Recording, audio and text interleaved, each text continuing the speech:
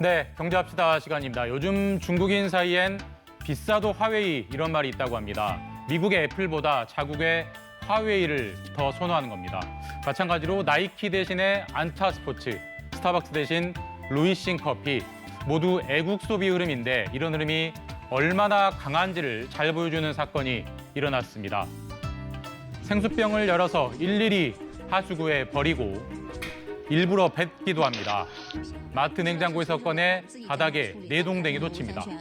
물병에 모두 빨간색 상표, 중국 최대 생수업체 농부산천, 농푸산취안입니다.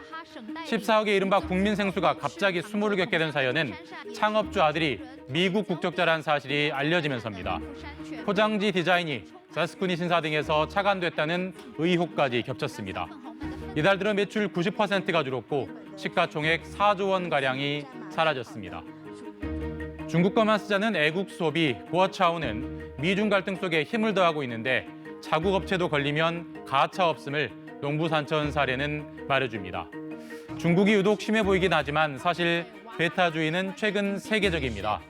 미국은 중국 기업이란 이유로 틱톡과 비아디를 노골적으로 차별합니다. 일본과 갈등이 심해질 때마다 몇몇 한국 기업은 일본과의 관련성을 숨기려 했습니다. 세계는 평평하다던 세계화가 점차 옛말이 되면서 외국은 배척 대상이라는 흐름이 서로 경쟁하듯 강해지고 있습니다. 자, 이번엔 일본으로 가보겠습니다. 자, 모우토라. 모우는 우리말로 이미, 토라는 트럼프 전 미국 대통령을 말합니다. 직역하면 이미 트럼프쯤 되는데 요즘 일본에서 자주 쓰인다고 합니다. 11월 미국 대선 결과를 일본이 어떻게 전망하는지를 짐작할 수 있는 대목인데 단순한 전망만이 아닌 것 같습니다. 미국은 로비가 합법인 나라죠. 따라서 주요국 대사관은 현지 로비 업체와 정식 계약합니다. 주미 일본 대사관은 20곳과 계약한 걸로 알려져 있는데 지난해 말에 새로 계약한 발라드 파트너스가 특히 눈에 띕니다. 대표인 브라이언 발라드는 트럼프의 30년 지기, 트럼프가 사는 플로리다에서 활동하며 대선 자금에도 관여했다고 합니다. 주미 대사관의 전체 로비 예산도 늘었습니다.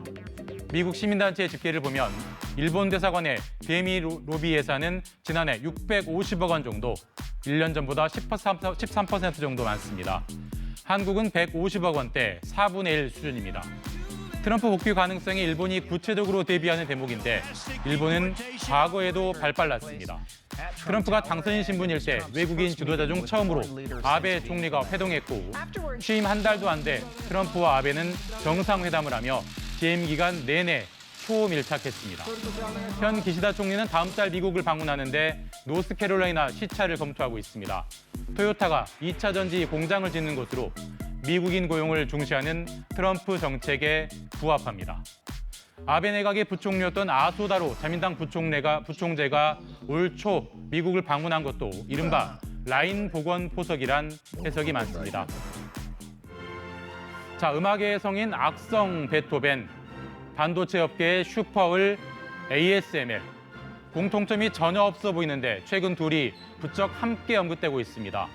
네덜란드 정부의 일명 베토벤 작전 때문인데 무슨 사정인지 알아봤습니다.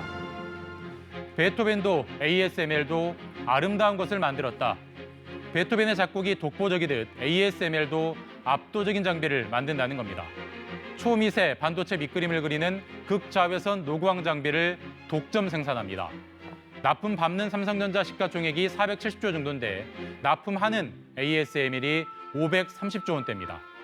본사가 있는 네덜란드엔 최고 효자 기업인데 최근 ASML이 본사를 프랑스 등으로 옮길 가능성을 내비친 겁니다. 네덜란드의 트럼프로 불리는 헤이르트 빌더러스의 자유당이 주도한 반이민법이 도화선이 됐습니다. ASML은 2만 명 넘는 직원 중 40%가 외국인입니다. 독보적인 기술을 지키기 위해 다국적 인재를 끌어모으는 전략, 반이민법으로 해외 구인이 막힐 바엔 본사를 옮기는 게 낫다고 본 겁니다. 네덜란드 정부에겐 청천벽력이겠죠. 범정부 TF를 꾸렸습니다. 총리가 CEO를 직접 설득하고 ASML 지원 정책을 총동원 중입니다.